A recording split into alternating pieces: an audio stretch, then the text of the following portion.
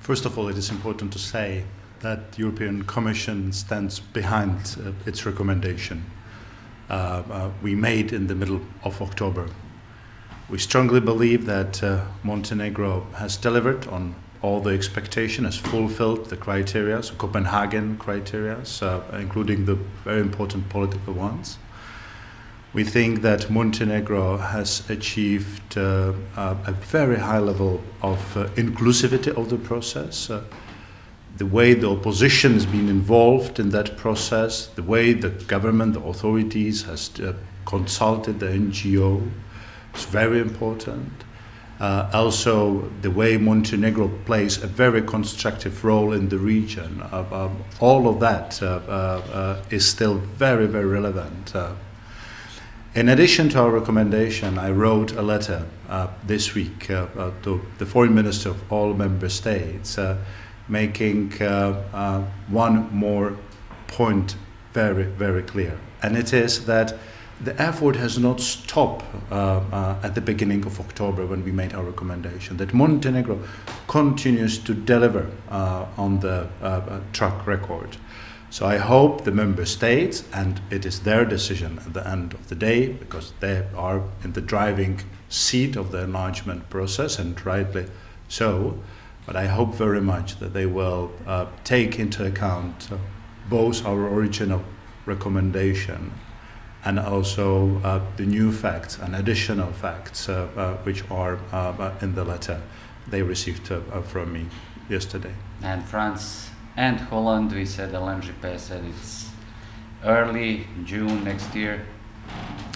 Listen, the decision is being taken in the council. The discussions are ongoing. There has been already a series of the discussions, a number of other discussions to follow. Yesterday, your Prime Minister had a very good discussion with a number of representatives of the member states, and I think also it hoped, so let's wait for the member states to make their mind on the 9th of December.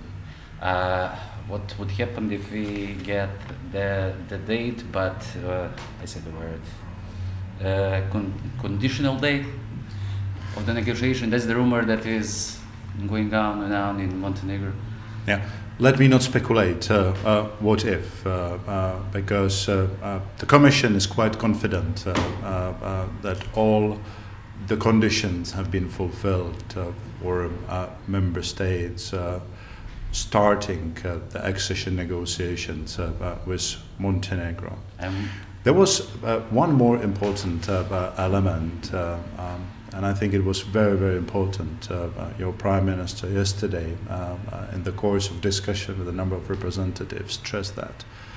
He said that Montenegro is committed to the new approach the Commission is proposing on two chapters 23 and 24, which are very important chapters, because those are the chapters related to the rule of law. Those are the chapters with a direct connection to the values.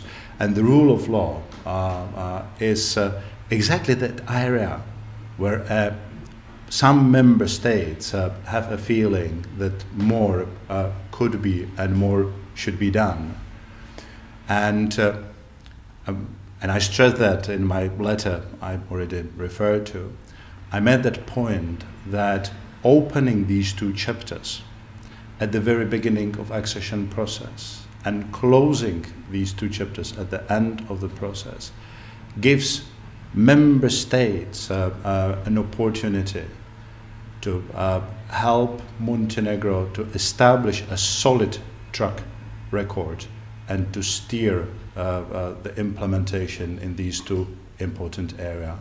So there has been a clear-cut recommendation from the Commission and appreciations of what has been done in Montenegro. There has been also a very solid proposals to member states to streamline the negotiation process, the accession process. So I would say, at this point of the time, that member states have all the arguments on the table to make a responsible and hopefully positive decision. And just one more thing, what would mean these conditional date of negotiation. That would be new task for the Montenegrin government until, let's say, that date. It's going to be up to the member states to clarify that. Again, I mean, I consider that at this point of the time speculation. This is not a version. Commission does not have a plan B, so I have nothing really to elaborate. Crisis in the Eurozone and the Montenegro. What do you think? What's the difference? Is that a reason that might be proposed that I don't think so.